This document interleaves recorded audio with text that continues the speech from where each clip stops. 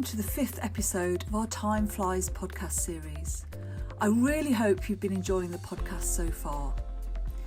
This time we're going to be hearing from EAAA critical care paramedic Rod Wells.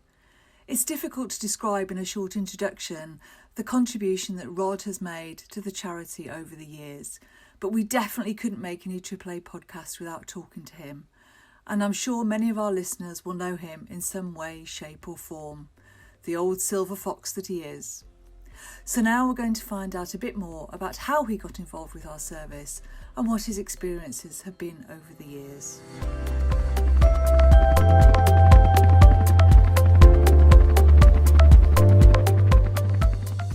So Rod, can you just tell me what your current role is with EAAA, please? So with EAAA, I'm a critical care paramedic supervisor. Excellent. And how long have you been associated with the charity? For 16 years, I believe. I believe I started in late end of 2004, 2005. Okay, so you weren't quite that very first cohort. You were almost like the second cohort. How did you get involved? What was the sort of process? I remember the process very well. I mean, you had to, in them days, had to obviously show and want to progress to the aircraft.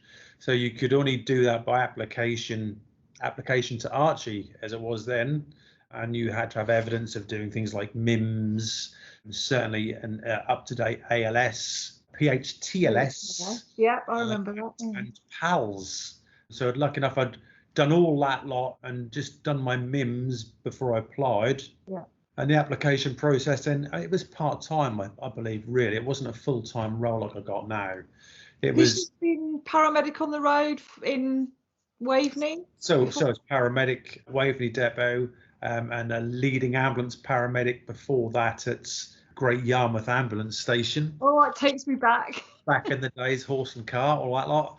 And yeah, so that was my process from there. And I applied actually when I was at Yarmouth Ambulance Station and got the position part-time, which would equate to really like 1 week on the air ambulance and then 3 weeks on the road. That's what it sort of equated to.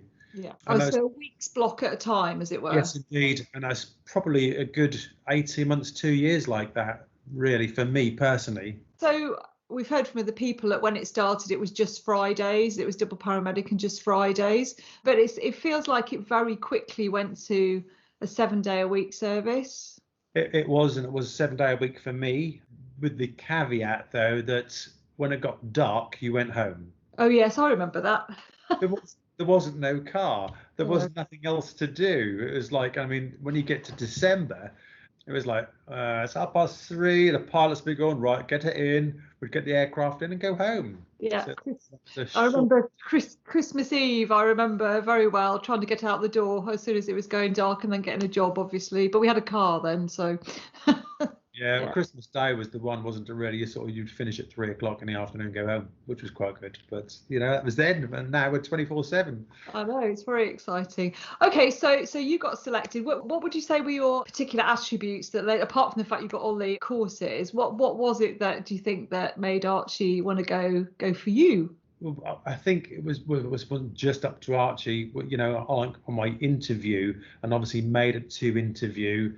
And I remember, like yesterday, I don't know if you remember, Archie always just had what we call Archie's box. And halfway through the interview, it disappeared down the behind the table, and bring this box up, put it here, and he'd just have a little rummage around, just pull out one item and put it in front of you.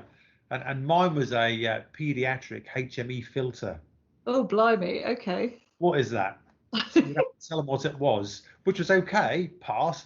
But then you'd have to then go on from that and what was used for and what purpose was in intubation. And it just went on for such a long time.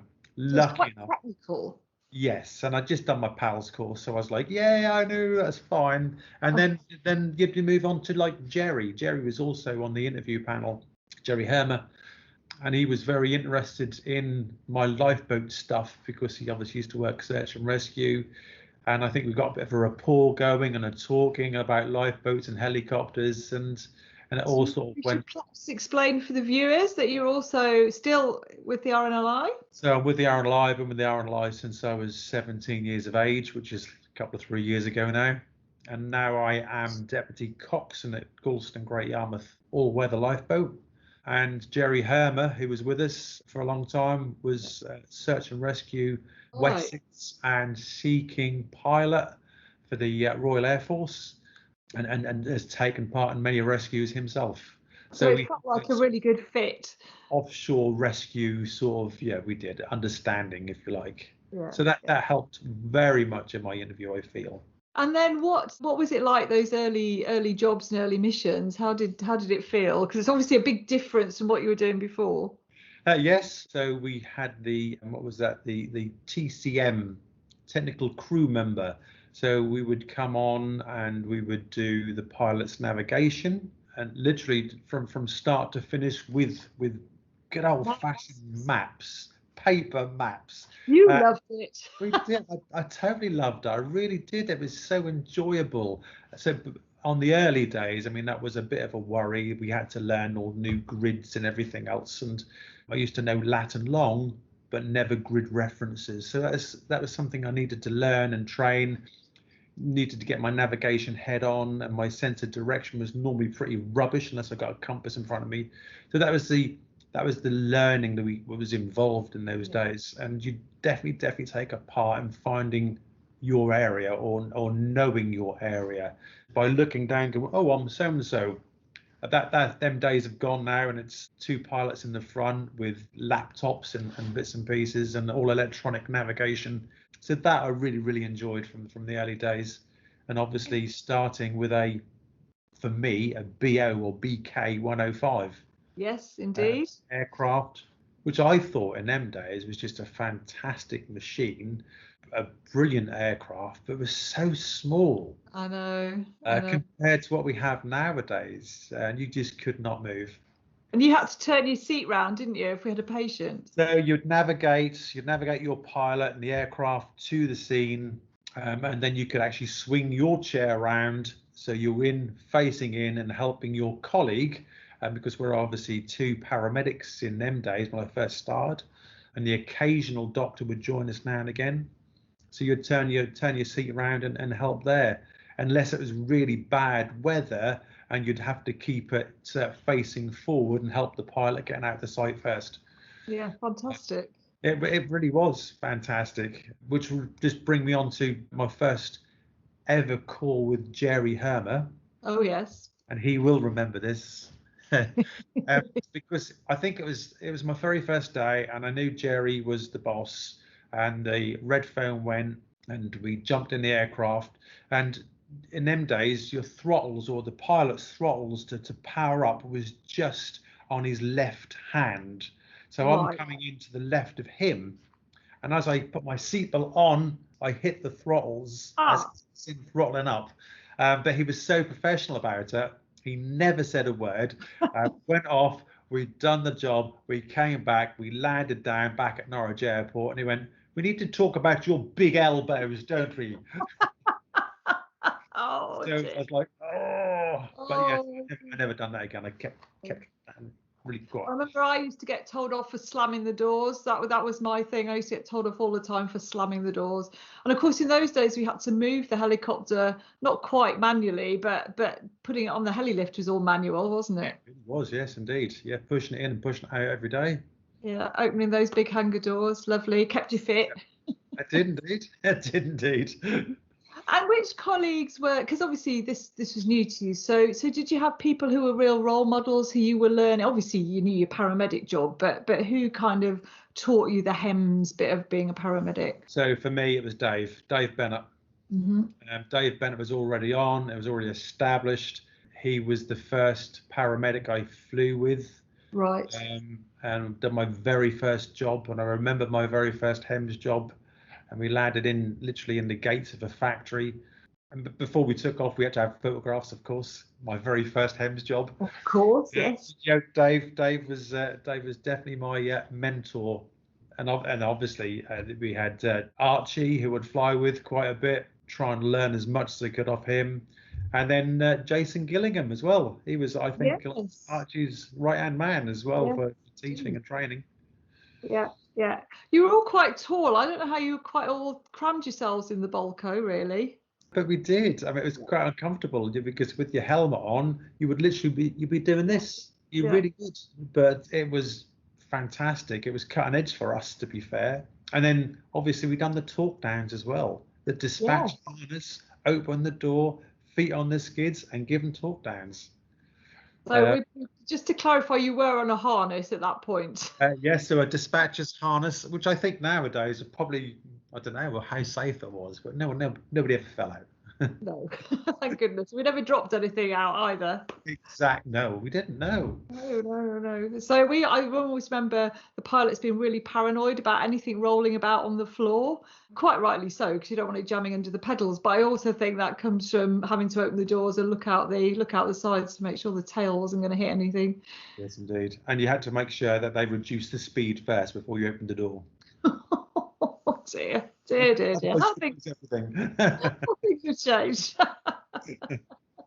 Oh my goodness. So, and when you first started, there were no doctors on board. I mean, you said there was the odd one. Can you remember what it felt like when the doctors started to turn up a bit more? Yes, I can. It was very alien to us, to be fair. And I remember them saying, well, we're going to get doctors like full time. It's like full time. So it was very alien. It was worrying for us as paramedics, thinking that we won't be literally touching patients anymore, and we'd become we'd become bag carriers. How thankful we are. That's been nothing like that at all, and we share the love, to be fair. Indeed. So yeah, it was worrying times. It was changing times for us. It really was.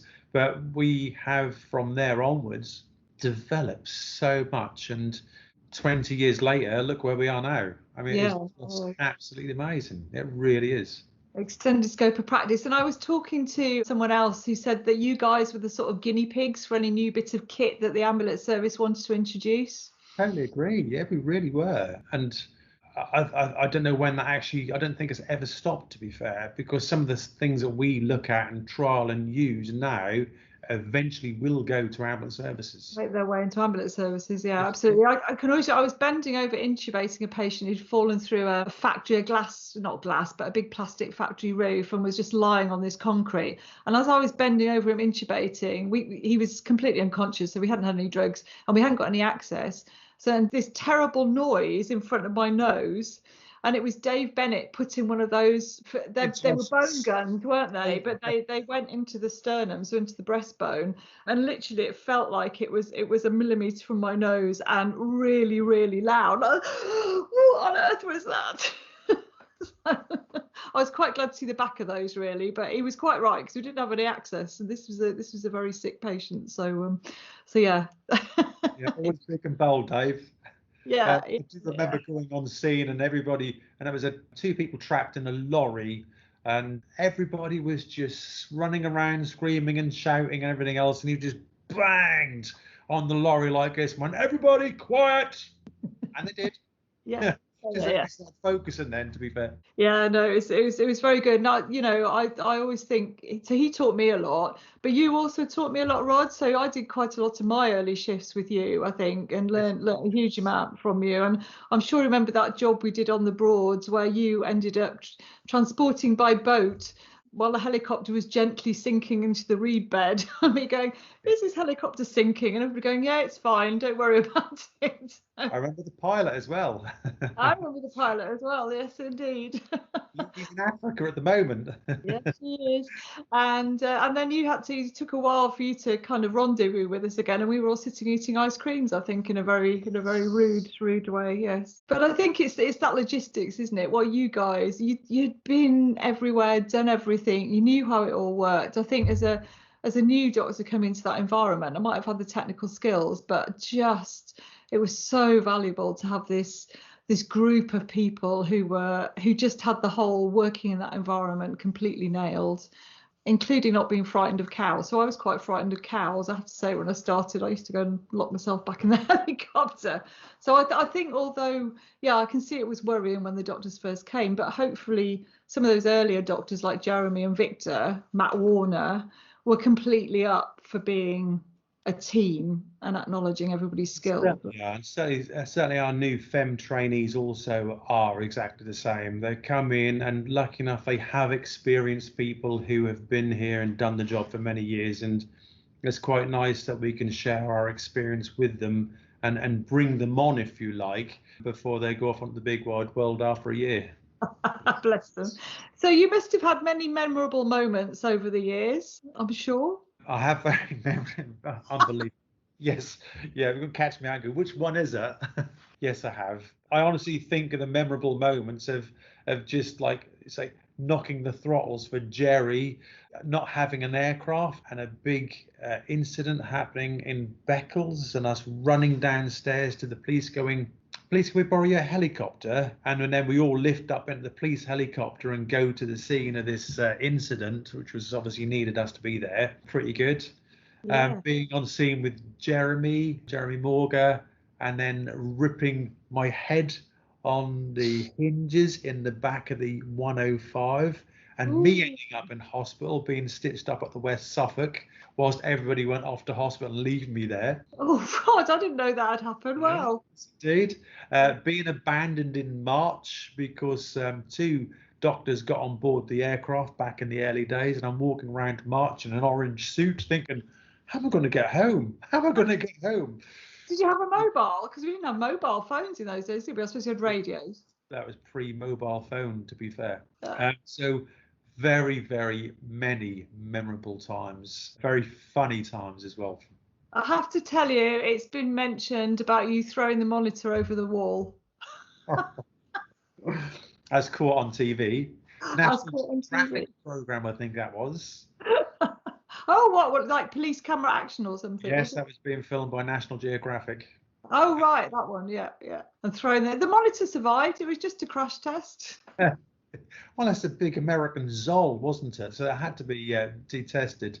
But they were the big monitors. And there was no way I was going to get over the wall with that in my hand. No, So I had to go first. And then I had to stand on the cameraman to get over the wall myself. Oh, that makes me feel better. I had to stand on a pilot the other day to get over the wall, so that's fine. That's really good. And I have, I've been running along with the oxylog, carrying the oxylog with the handle disconnected, and that did not survive that particular fall to the ground. So I think we've all done it. We've all left kit on scene as well, haven't we, over the years? I think me and Dave Bennett, we lifted and started turning to head towards the Norfolk and Norwich, and I looked down. We have the patient on board, and I looked down to see 2 bags going, they look like our bags. They are our bags. Oh, you've forgotten all the bags. We had to land back on and pick the bags up. Yes, we've got all the bags. Whoops. Yep. Oh dear. It's obviously been fun over the years. What's been really good about doing this role for you? For me, it's the teamwork for me. That's the best part. It really is the best part, because it's not paramedics, doctors and pilots, it's the team. And some days you get a really fantastic fab team, and you just all gel, and you just all day have laughs and giggles, and even when you're working really hard, running to scene like we do, like when they say to you, I think it's time we better run, Pam, because they're going to be in trouble.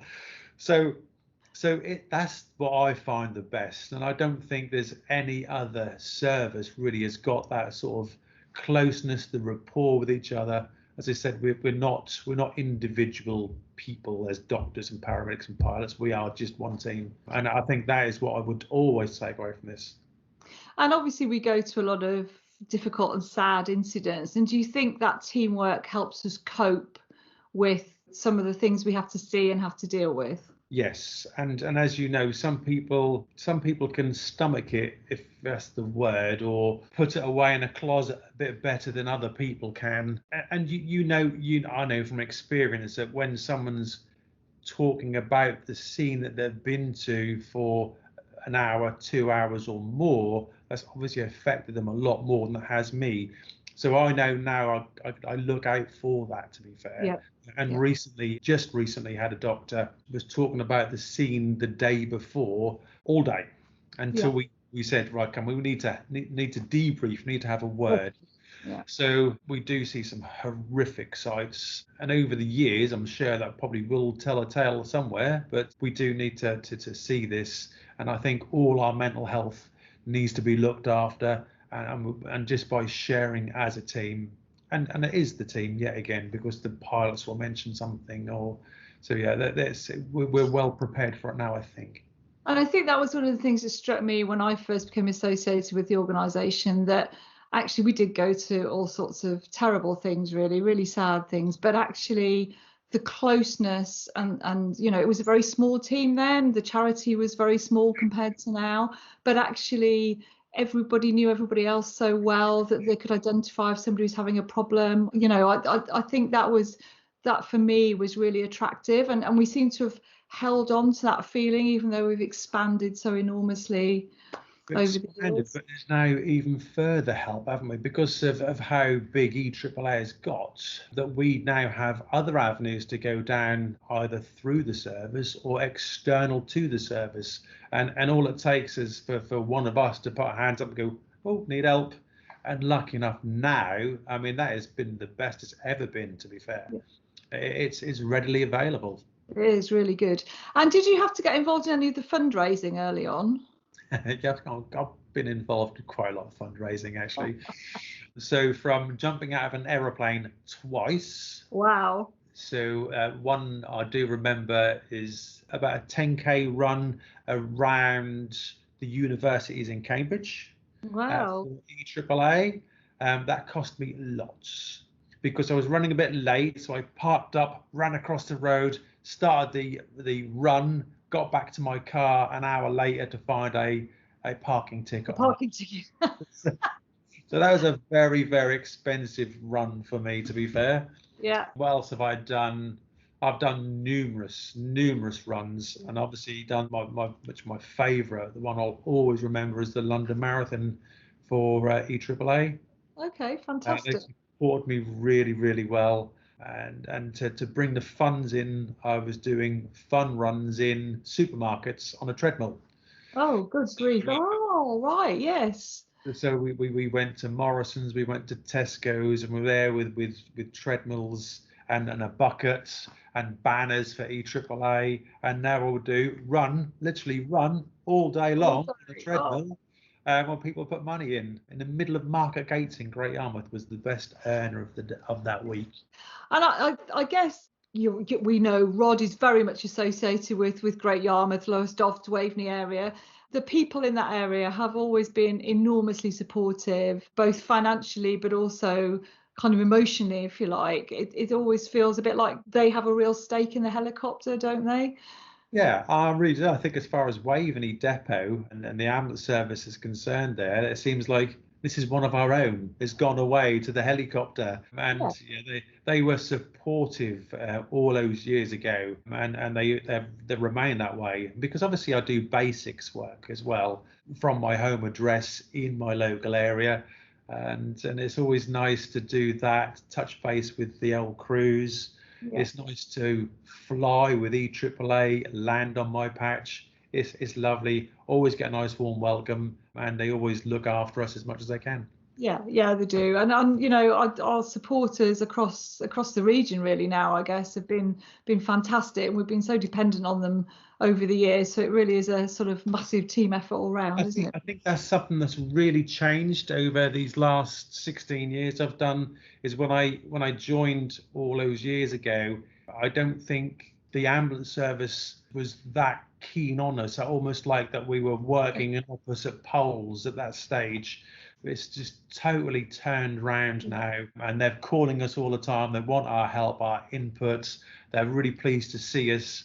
So I think that's something that's really, really developed, improved as time's gone on. Yeah, and I'm sure I had this conversation with Andy Bates actually, that you know that kind of winning hearts and minds piece that was done by the early paramedics is really important.